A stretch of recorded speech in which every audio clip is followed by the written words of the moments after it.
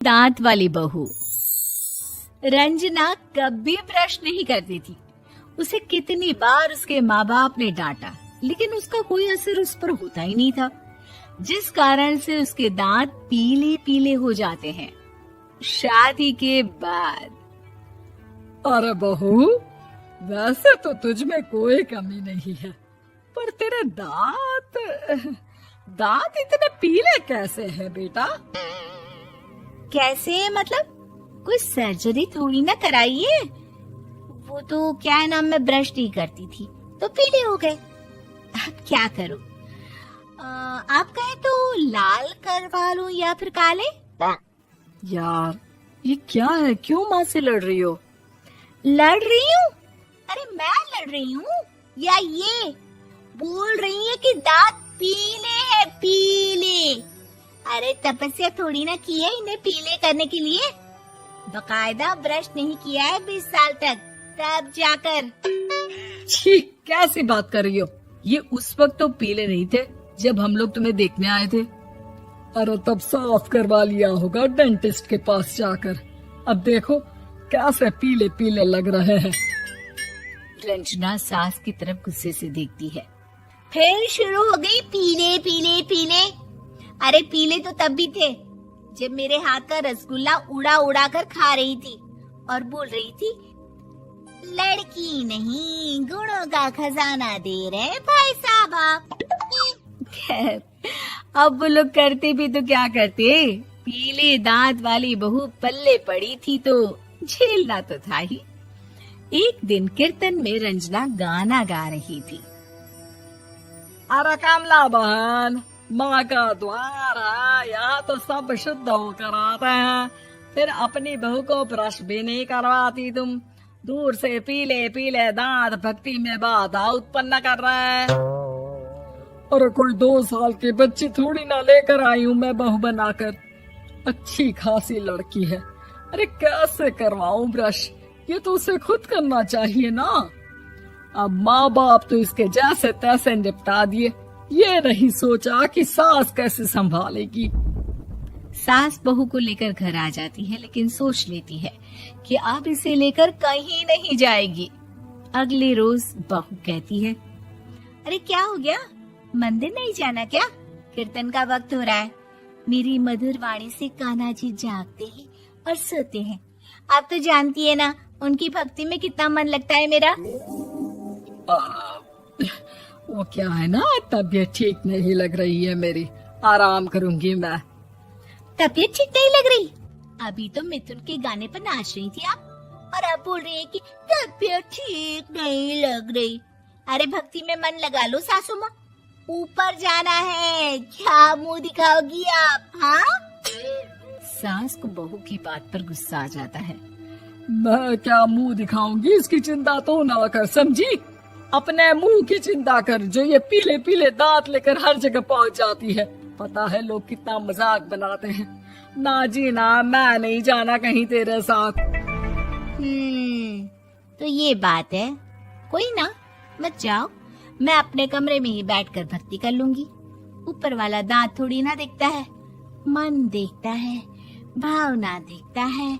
और अरे बस बस, तू सब कुछ दिखा, बस ये सफेद चमकदार दांत ना दिखाना किसी को, है? जा यहाँ से। बहू को सास की बात का कोई फर्क नहीं पड़ता, वो तो जैसी थी वैसी ही रह जाती है। सुबह नहाकर किचन में खाना बनाना, फिर खाना खाना, कीर्तन भजन करना और सो जाना। एक दिन, माँ जी मैं सहेली के घर जा रही हूँ, शाम को लेट आऊंगी। हाँ हाँ, तो जाना, मैंने कौन सा तेरी आरती करनी है घर पर बैठकर। रंजना सहेली के घर जाती है, जहाँ वो पार्टी में जाने की तैयारी कर रही होती है। अरे शिखा, कहाँ जाने की तैयारी कर रही है? मैं गलत वक्त पर आ गई क्या? अरे नहीं यार, उल्टा सही वक्त पर आई है। मैंने ये साड़ी और ज्वेलरी निकाली है यार, शाम को इनके ऑफिस की एक पार्टी में जाना है। बताना कैसा लग रहा है ये सब? नहीं यार, इस ड्रेस के साथ तो वो वाली ज्वेलरी अच्छी लगेगी। हाँ हाँ सही बोल रही है, मैंने ध्यान ही नहीं दिया। वैसे तो हमेशा से मस्त फैशन सेंस रखती है। तो बड़ा जाती होगी ना पति के साथ पार्टी में। रंजना कुछ नहीं बोलती, बस सोचती है कि यार काश ये बात सही हो जाती, पर मैं क्यों नहीं जाती पार्टी में?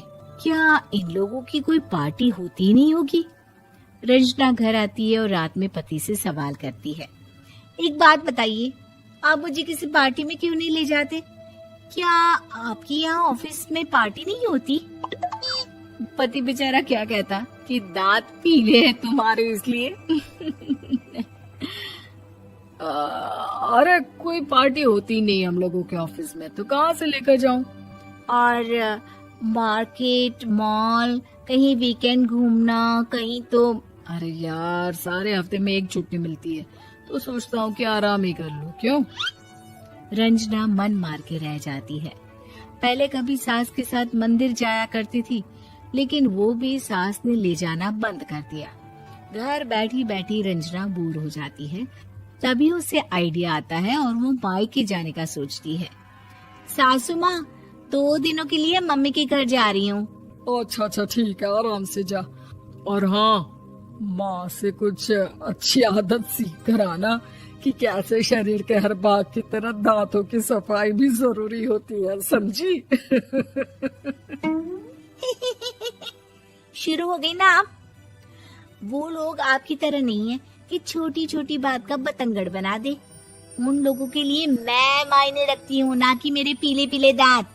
रंजना माँ को बिना बताए उन लोगों को सरप्राइज देती है, लेकिन जैसे ही वो दरवाजे पर पहुँचती है, अंदर देखती है कि घर वाले कहीं जा रहे होते हैं। अब माँ, काश रंजना दीदी के दांतों वाली प्रॉब्लम नहीं होती, तो वो भी हम लोगों के साथ चलती ना बुआ जी की बेटी की शादी में। हाँ बेटा, लेकिन अब उसे कौन समझाए कि उसको उसके पीले दांत नहीं दिखते, लेकिन उसके आसपास के लोगों को कितना एम्बैरेसिंग फील कराते हैं। मुझे तो कितनी बार उसके स्कूल की टीचर ने शिकायत की कि उसके साथ कोई लड़की बैठना भी नहीं चाहती, और ना ही कॉलेज में कोई उससे बात करना चाहता था। लेकिन पता नहीं क्यों उसे ये बात समझ में ही नहीं आती। कोई कमी नहीं है उस लड़की में, बस यही कि दांत पीले हैं। वो तो भला हो जीजा जी और उनकी माँ का, जो दीदी को जैसी है वैसे ही रखा हुआ है। रंजना को अपने घर वालों की बात सुनकर बहुत दुख होता है। वो सोचती है कि वो क्या करे, लेकिन फिर वो सीधा डेंटिस्ट के पास जाती है, अपने दांत चमकाती है और कसम खाती है कि वो रोज ब्रश करेगी। अरे क्या हो गया? तुम तो 2 दिनों के लिए गई थी ना, पर कोई ना, अच्छा है, चलो आ गई तो।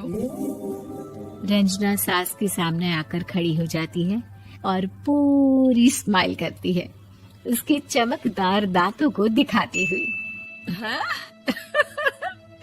चले मंदिर। माँ, मुझे माफ कर दीजिए, मैंने आप लोगों को बहुत एम्बैरेसिंग फील करवाया। मैं आज से रोज ब्रश करूंगी।